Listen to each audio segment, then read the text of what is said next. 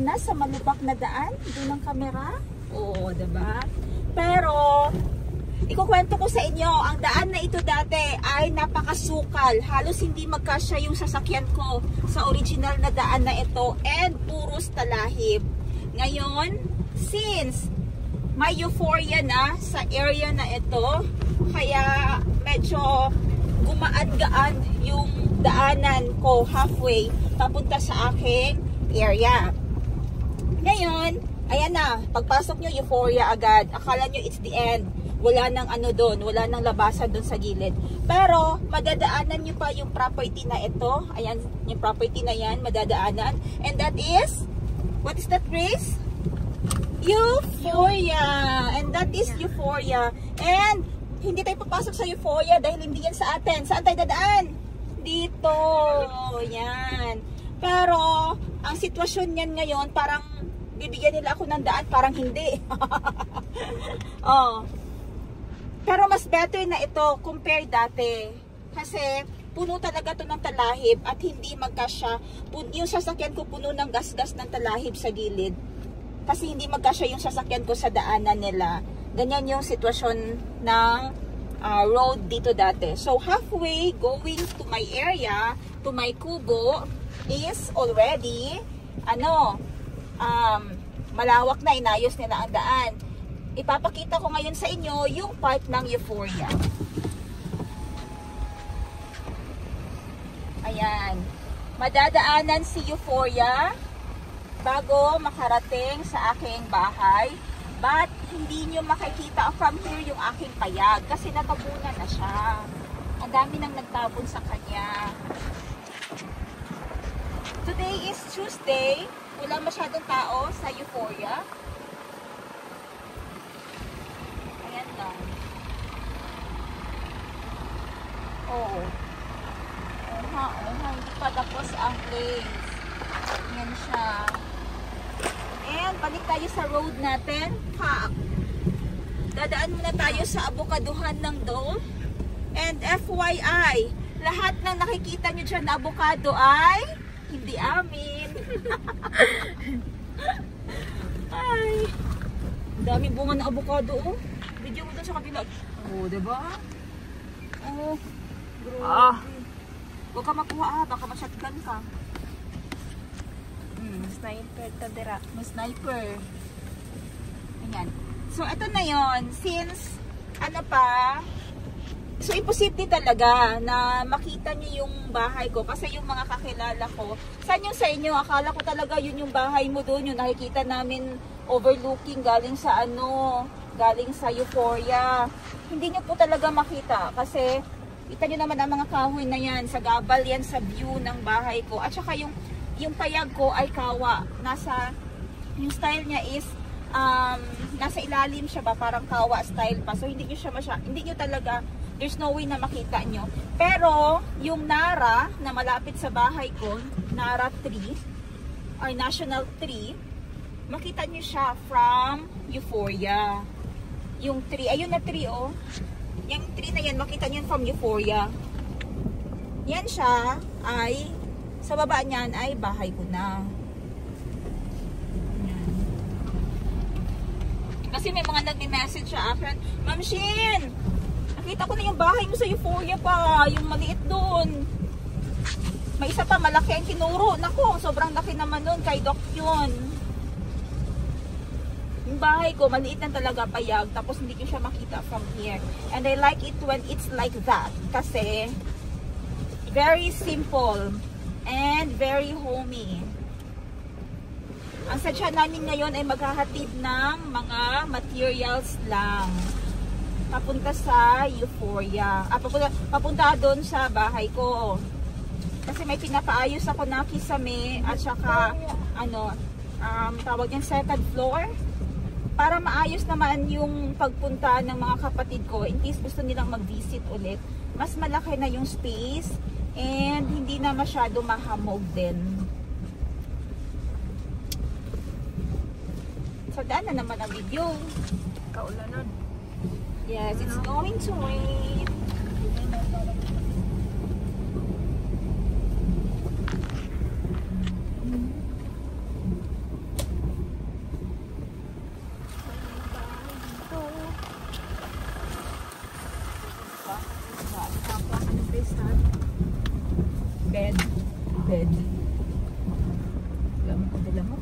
Sa video na ni. Isa galihok na. Oh. Kay, ano kay Oh, sa ato ang video kay pagabog sa video dili kayo no. Ang ko cellphone ning anak Grace. Depende sa cellphone. Nice stabilizer. Everyone, time check. This is already 5:20 ng hapon. And pabalik na kami sa city. Hindi ako nakapag-vlog kanina while nasa area kasi nakatulog ako kaagad. Iba kasi yung hangin pag nasa bukid, no? Malamig ang hangin, tahimik. Nakatulog talaga ako, nakapag-nap ng walang kahirap-hirap. Ito ngayon, palabas tayo. Madadaanan na naman natin si Euphoria. Sa mga hindi pa nakakapunta sa Euphoria, ito ang mukha ni Euphoria, itsura, charot. Ito yung Euphoria at 5 PM. So ngayon, ang dami pang ginagawa na improvement. Ang daming paso dito, malalaking paso. Huwag mo idiretso iwahin kay madipong yung ating audience. Yan, madaming paso, malalaking paso na hindi pa nalalagyan ng tanim. That is Mount Matutom. Ayan, kaharap natin si Mount Matutom.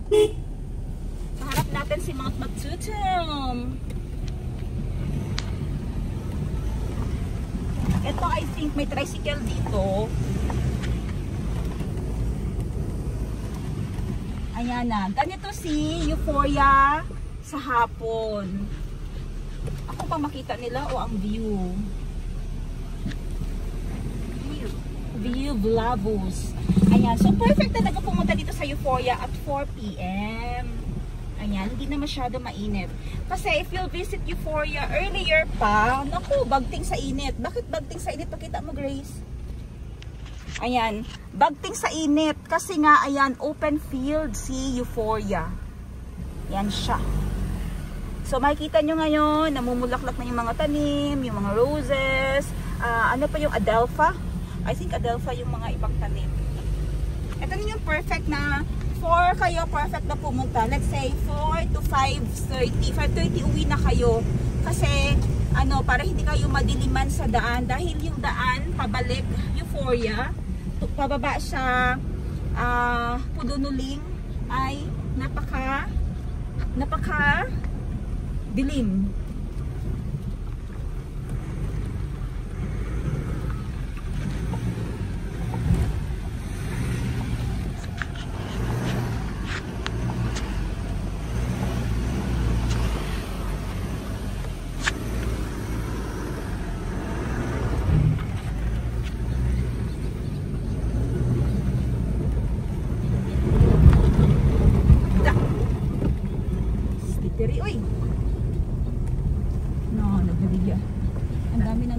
Dito na sabi ko magtitinda ako ng manok dito dyan dyan ako magtitinda ng manok, dyan ang aking pwesto. So dito na lang ako susunod magtinda ng manok sa labas, ay ng tawag yan.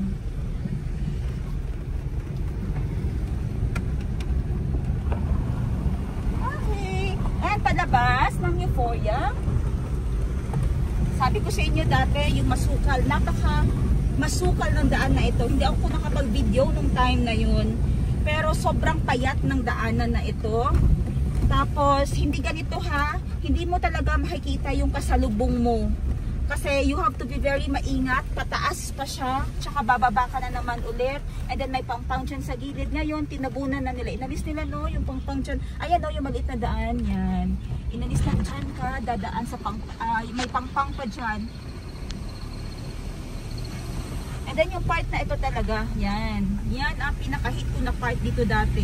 Dahil malubak.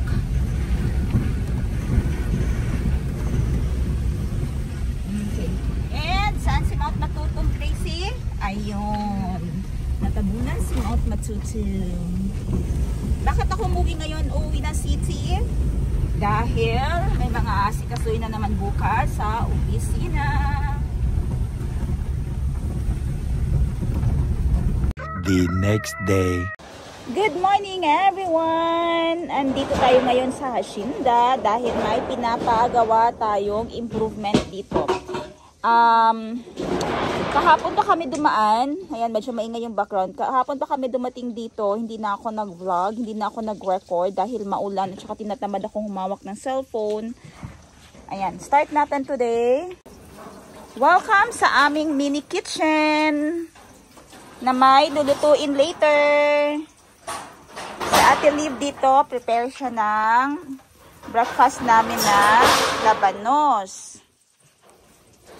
And si Gracie, ang breakfast namin ay tortang talong. Parang galing to sa bahay ko, Grace, ah. O parang galing to sa kural natin.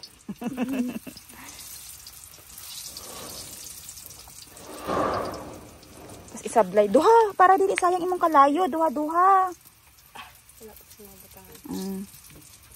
Wala. Sabit na lang diri dayon o para katulo siya. Di pa tayo dito.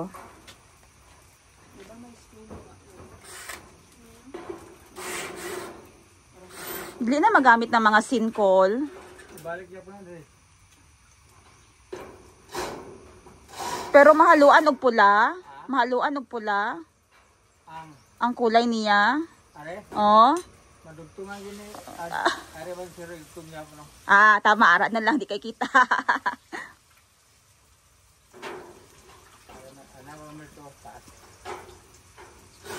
Oh, ipuli na lang. Mubo mo nga siya. Gani, mubo. Okay lang magot kung puro na lang siya ipulatanan, ana.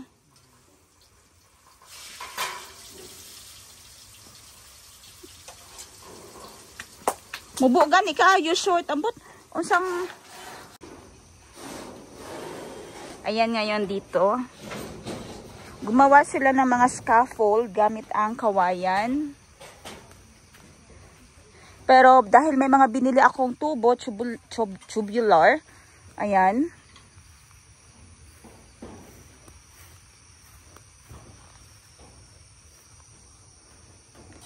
Kasi instead na bayog or kawayan yung gagamitin namin doon, nag-tubular na lang kami para mas mabilis.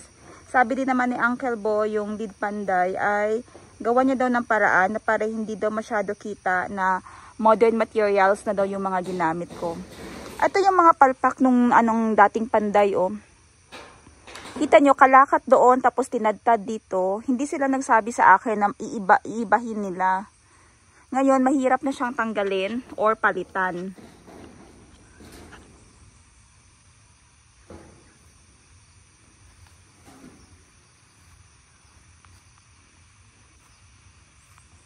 Mamaya iikot ko kayo sa kabila. Ay, ngayon na lang. Iikot ko ngayon kayo dito sa kabila. Kung ano ang itsura niya. Ito ay for the record na naman natin para may makita tayo 15 to 20 years from now.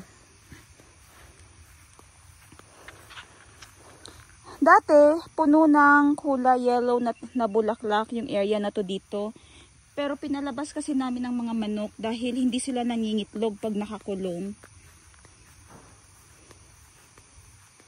Kaya medyo wala akong tanim dito, kaunti na lang. Pero nag-i-start na naman kami paglalagay ng mga bagong bulaklak. Okay, ganyan yung itsura niyan. And si Mount Matuto may andon sa likod. Kita dito pero masyadong cloudy ngayon. Yung mga scaffold na ginamit ay mga kawayan. Para madugtungan dito ng, anong tawag dyan? Tabon naman. Kasi napakasilaw. Hindi ko alam anong ginawa ng previous na panday sa usapan namin. Ayan siya, napakasilaw at saka pumapasok talaga ang ulan pag yung normal na ulan ha. Ngayon, pumapasok ang sa libo na lang ba pag nadadala na lang ng hangin, kaunti na lang. Compare dati tulad niya, nakita niyo yung idinugtong, yan yung original, yan yung dati, ito yung dinugtong. Inaayos ngayon nung dati ko pang panday, yung panday ko sa Jansan. Pinapunta ko na lang talaga sila dito sa bukid para sila na ang bahala dito. Kasi sobrang sakitan ng ulo ko talaga, kaka-troubleshoot nung trabaho nung dating panday. Akala ko ay okay sila since kubo yung masterpiece nila. Pero it ended up na parang nasira lang lalo yung design. Eto, mas okay na siya ngayon. Ayan, hindi na masyado masilaw from there pag andun ka sa loob. At saka pag umuulan, hindi napasok doon. Mas nagustuhan ko ito siya ngayon. At saka may drawing talaga na pinrovide sa akin si Uncle na ito yung magiging forma na. Ito na yung i-expect ko pagkatapos. So, ang daming mga nasayang na mga materials, oh. So, sa ano na ito, hindi ko na binayaran yung previous na panday. Sabi ko, back job halos lahat ito. At saka ayaw ko na kayo ang gumawa. Ayaw ko na kayo ang magpatuloy. Kasi mas lalong nasisira. Alam mo yung feeling ko na nahihiya ako dahil kayo ang kakontrata ko. Pero lalong nasisira yung project. Kaya sabi ko, wag na lang. Ang ganda nitong bagong nilagay ni Ate Liv na bulaklak here. Ayan.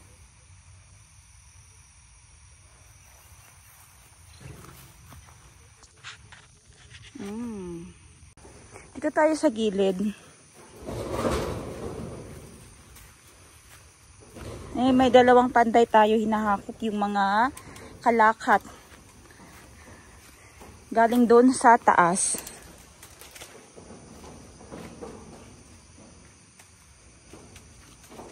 Uy, eto.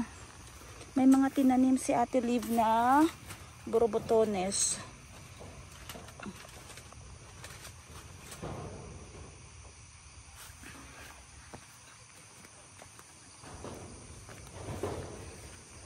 Tingnan natin galing dito sa malayo.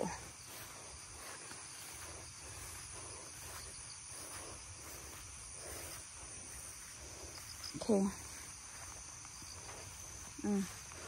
Ganito siya from here. Ayun.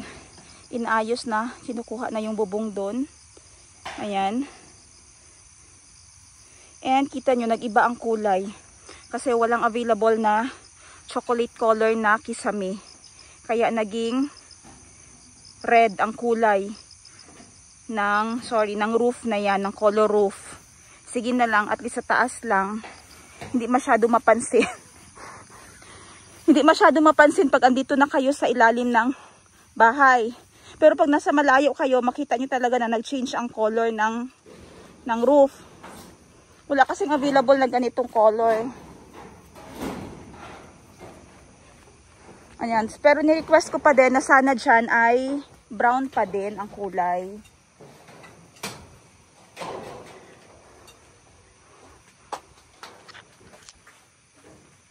Iyo. Ayan. Kita nyo naman yung ginawa. Ayan o. Yung gutter. Ano man yan na gutter? Uy. Tapos hiniwa-hiwa nila yung mga color roof para pang sagang sa gutter. Kita nyo, i-zoom ko ha. Oh. Kadumi naman tingnan. Hindi ako panday pero madumi talaga tingnan. Oh. Tapos may bintana ako doon sa kwarto sa second floor. Tinabunan nila. Paano kung, 'di ba funny? Kaya nga may bintana ka doon para makita mo yung view dito sa likod. Hindi mo na makita, gitabunan nila. Yan kasi yung view ko dito sa likod.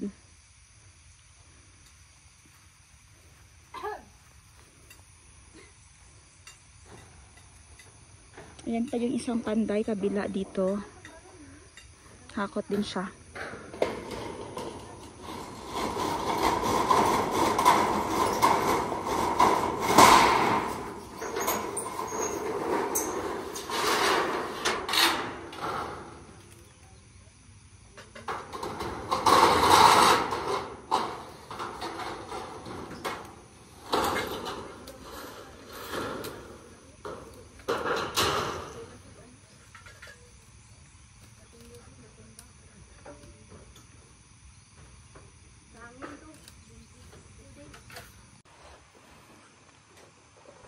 Natanggal na yung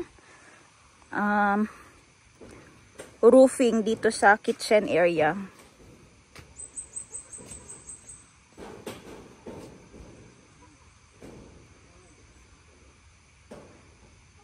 So mamaya ibababa na yun siya. Yun yung bintana. Dapat kasi makita yung bintana, hindi natabunan yung bintana.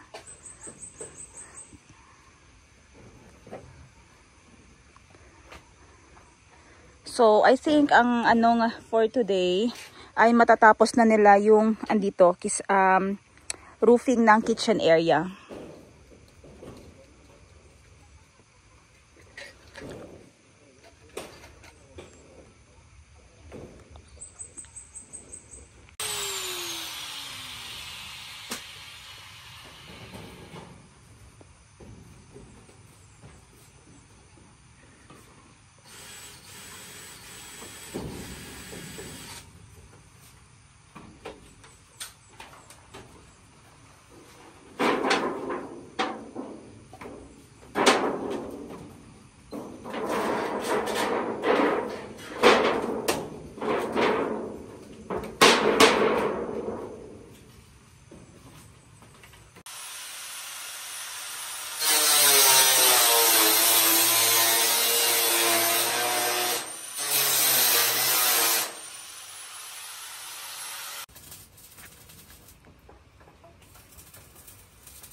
Set up na, nailagay na yung mga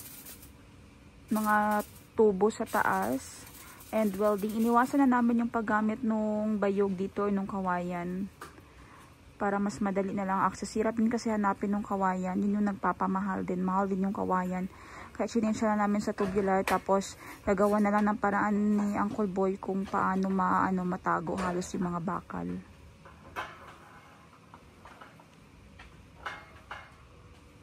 Medyo binibilisan na nila ngayon, time check 12 na, dahil paghapon ay umuulan dito sa area.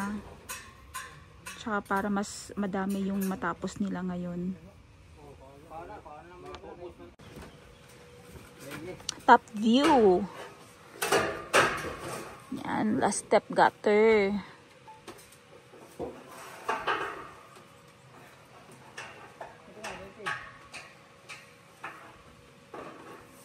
Diyan yung bintana sa gilid. Since may nilagay mo na si Ate Olive na tabon kasi napakalakas daw nung hangin kahapon. So dito muna tayo. Ayan. Tanggalin ko para makita ninyo ha yung view from the bintana. Kaya sabi ko ibaba yung yung roofing dito para makita ko yung view kasi yung yung tinapos nung isang panday ay tinabunan yung bintana, which is useless. Hindi ko na makita yung greens dito. And ito naman yung sa second floor na terrace tile. Ayan. Kaya may terrace tile dyan para pasok pa din ng hangin. Pag naupo ka dito at saka natambay ka dyan, oh. Ayan. Pwede ka magbasa-basa ng libro dito. And magkape. Yan ang balcony natin. May balcony dyan isa. Yan, makita mo yung view dun sa likod. Pwede ka din mag-coffee-coffee dyan.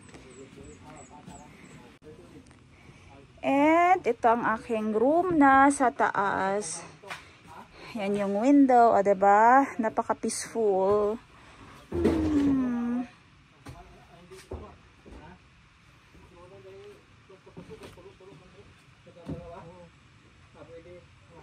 And pag balik po naman dito ka front, yan na naman ang view mo. Punta ka dito sa gilid, hindi yan close, may view ka na naman. Pwede kang tumambay dyan. May charger. Tapos pwede ka din tumambay dito sa kabila. May saksakan din. Oh, grabe ka friendly. Pwede ka din magtambay dyan, read ng books, kahit saan dun, left and right. And yan ang ating stairway to heaven. Ayun si Gracie. Galing siya ng Tupi talaga para bumili ng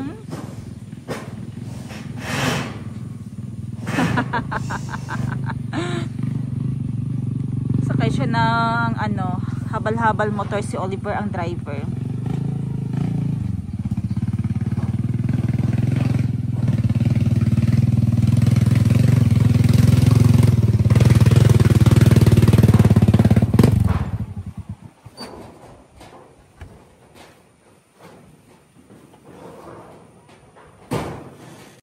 Time check natin is 3:58.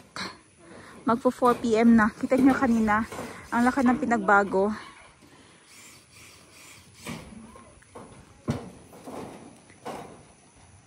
Nilagay na yun, ayos na yung roofing. Naibalik na. Nilagay na rin yung mga tubig.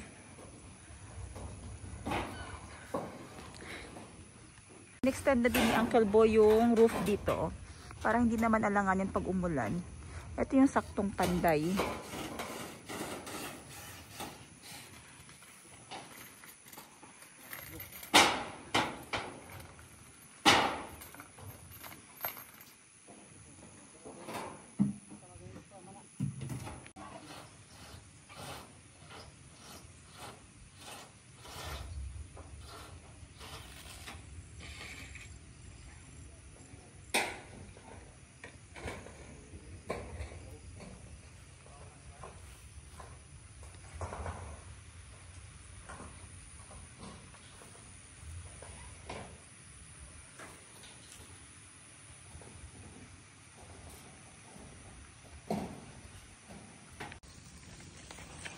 Okay. Yay! Laban para sa laban para sa tinola. Oh, yay!